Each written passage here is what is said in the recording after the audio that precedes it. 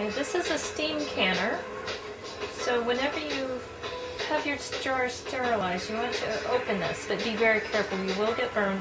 The best way to do it is to open it in the back, let the steam out, and move the top, and your jars are ready to go.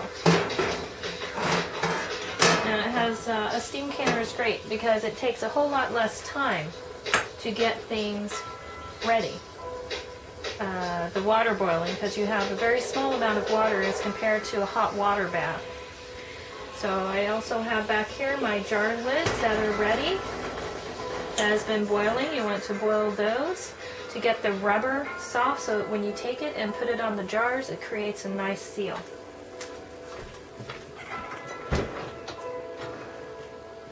Okay, now many times people will use one of these tongs to get the jars in and out. I'm fairly experienced, so I don't use that. This fits right around the top of the jar. The one thing that I do find the most useful out of those kits you find in the grocery store and such is this. This is has a magnet on it. So when you try to get your lids, go in to get your lids out of the back, out of the pot where it's been boiling, this will be so easy to put on. So you'll see here.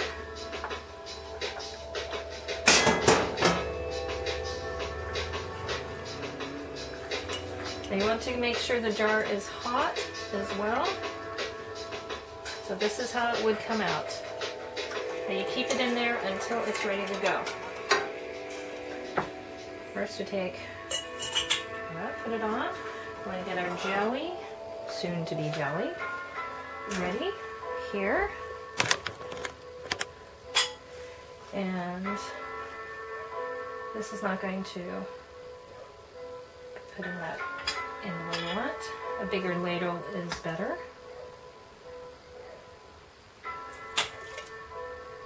I've done a double batch. This closer, make sure that it's on a towel that you don't mind getting stained when you're wanting to do a nice decoration with your jelly or jam. Now as you fill it, you want to leave a headspace. I'm using a larger jar because with my family we use a lot of jelly. So it makes more sense to do larger jars. For gifts I'll do some very small jars. Okay, that's pretty hot now. So you can see you want to leave a headspace here of about 1/4 inch from the bottom of your funnel. Put that in. After you take this off and before you put the cap on, see, what did I do with my cloth? You will take a cloth and wipe around the edge. You want to make sure that there's nothing along the edge of the rim to get to allow for no contact between the glass and the lid. That will allow in bacteria. So you see there was something there, so we've just taken that off. Put that on. Take one of your rings, which have also been sanitized earlier, and fit on. This is easiest if you grab it, make sure it fits, and finger tighten it. It will go back in here to be boiled. So then we have the next jar, and we'll go through the process again. Fill the jar.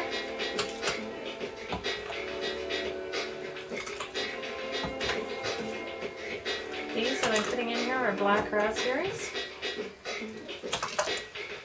fresh off the vine. Best to pick them in the morning.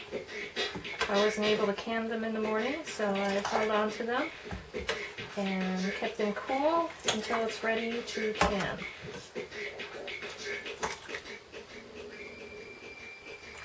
There, so we get the 1/4 inch headspace.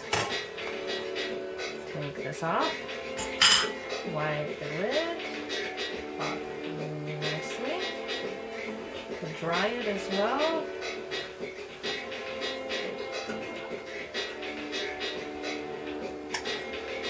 Great little handy tool is this one. Alright. Get that on there, finger tighten it, put it back in. And as you get used to canning, then the heat of everything, whether it's berries or tomatoes, will not bother you quite so much. It always takes a little getting used to at the beginning of each season. This is my first canning of this season, but you quickly get used to it. Tomatoes, if you're canning whole tomatoes, they have to be filled, and that does take a little perseverance to get used to.